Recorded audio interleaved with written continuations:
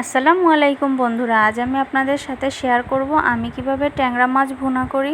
তো ট্যাংরা মাছটা ভুনা করার জন্য প্রথমেই আমি মাছগুলোকে হলুদ আর লবণ দিয়ে ভালো করে মাখিয়ে নেব।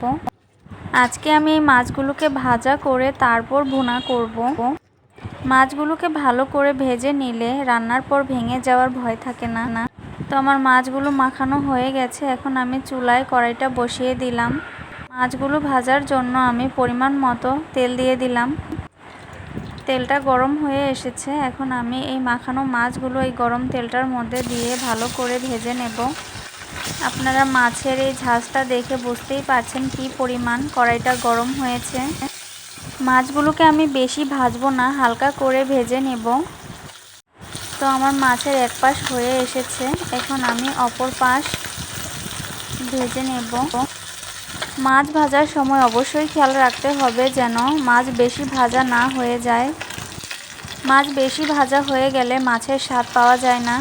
তো আমি উল্টে পাল্টে দুই পাশই ভালো করে ভেজে নিয়েছি। এখন আমি এই ভাজা মাছগুলোকে নামিয়ে ওই তেলটার মধ্যেই পেঁয়াজ দিয়ে দিব আর সাথে দিব ফালি করে রাখা কাঁচামরিচ। তো আমি এখন এই পেঁয়াজগুলোকে ভালো করে ভেজে নেব বাদামি রং হওয়া পর্যন্ত। তো আমার পেঁয়াজটা কিন্তু অনেকটাই ভাজা হয়ে এসেছে। তো আমি অপর চুলায় একটু জিরা ঢেলে নিয়েছি এই তরকারিতে দেওয়ার জন্য।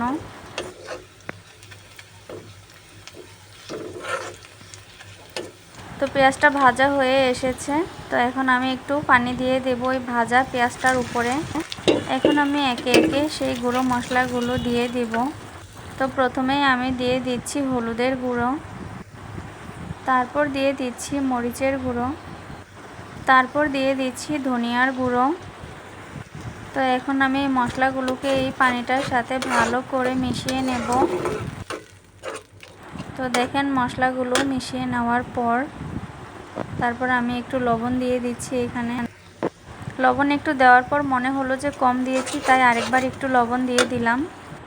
তো দেখেন আমার মশলাটা কষানো হয়ে গেছে, কতটা ভাজা ভাজা হয়েছে এখানে। তো এই কষানো মশলাটার উপরেই এখন আমি জিরার গুঁড়োটা দিয়ে দিব। জিরার গুঁড়া তরকারিতে দিলে তরকারির অনেকটাই স্বাদ বেড়ে যায়, আর মাছের ভুনাতে তো দিতেই হবে।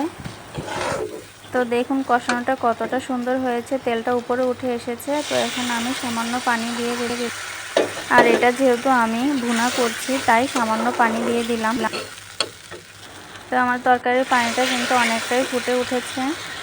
তো এখন আমি ভেজে রাখা মাছগুলো এর মধ্যে দিয়ে দিব। এই ভেজে রাখা মাছগুলোর গায়ে এই মশলাটাকে ভালো করে মাখিয়ে নেব, যাতে মাছের গায়ে সুন্দর করে এই মশলাগুলো লেগে থাকে।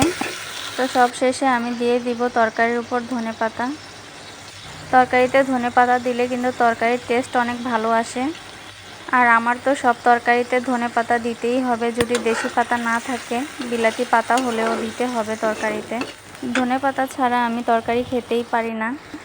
তো বন্ধুরা আমার রান্নাটা কিন্তু হয়েই এসেছে, তেলটা উপরে উঠে এসেছে। তো বন্ধুরা আমার এই রেসিপিটা আপনাদের কাছে কেমন লাগলো অবশ্যই কমেন্ট করে জানাবেন।